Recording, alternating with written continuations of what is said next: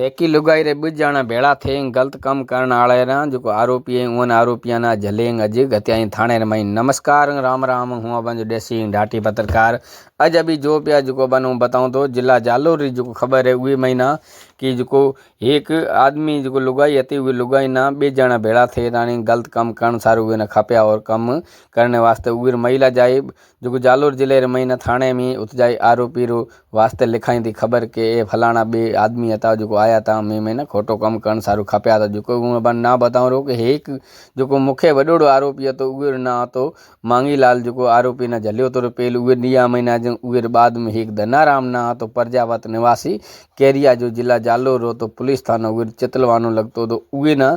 कई दिन पुलिस लारी खपती पई वो लगतो कोनी जिके जो अपनो बडोड़ा साहब जोधपुर वाला रेंज आईजी साहब रे निर्देश अनुसार जो ये अभियान चलायो तो कि जिताई अपराधी जो फरार रही जलो तो बाड़मेर वाला जो एसपी साहब गोडी एडी टीम न था ताणी एसपी साहब यहाँ ऑर्डर दिनो जो जल्दी ले आई वहाँ ना इत जालोर जिले रे महीना उत दिना थे कि ये अबांजो माड़ू जो एक लुगाई ना भेड़ा थे कोटो काम करण सारू खप्या था वहाँ जलता नहीं दिनो। तो हमें अभी देखो पिया कि जिके रे मन में ए होसे कि असी एड़ो कोई लिखे काम करसा तो कहीं ने खबर पड़े कोन, लेकिन हमें पुलिस तो बन खबर है कि पानी रे महीने पग कढ़ण वाली अबान छड़े कोन एक अखर जो अबान मन महीने जो ये बेम है कि असी भजे जासा रा कि लदा कोनी कोई बीजे राज्य में जासा कि बीजे जिले में जासा तो अबान एक अखर छड़े कोन जो पुलिस रा जो कानून ना एड़ा सिस्टम ठायोड़ा है कि वो कई माड़ू अबान खबर ही कोई नहीं कि ये महीना की कई रीति जलने की एड़ा यहाँ सिक्योरिट सिस्टम ठायोड़ा वो असा पत्रकारा ने को खबर है नहीं कि ये कई तरीके हम जली था। लेकिन यहाँ जो टीमा हुई तो वो टीमा यहाँ ना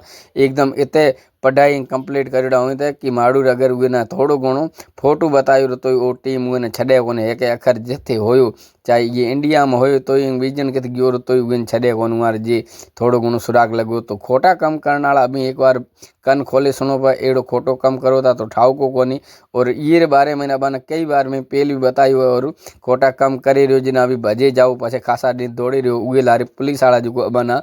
कई मकसद करे और को खासा दिन बन लारी फिरताने बन जले लिया उर बाद में अबान ऊंधा गोडा गता ताने अगुंबे से फोटो खींची और असाने बन वीडियो ठाणा पैंदा और ए वीडियो अबान जे परिवार वाला देख से अजी तन नानाणी डाडाणी तो उहारे मन में की थे सके अबान तो इंजी जो कोई अबान जो नक बडाणी करनी है तो करे के सड़ी और बीजा जो अजी तन आप मजूरी करे खाण वाला माँ बाप अबान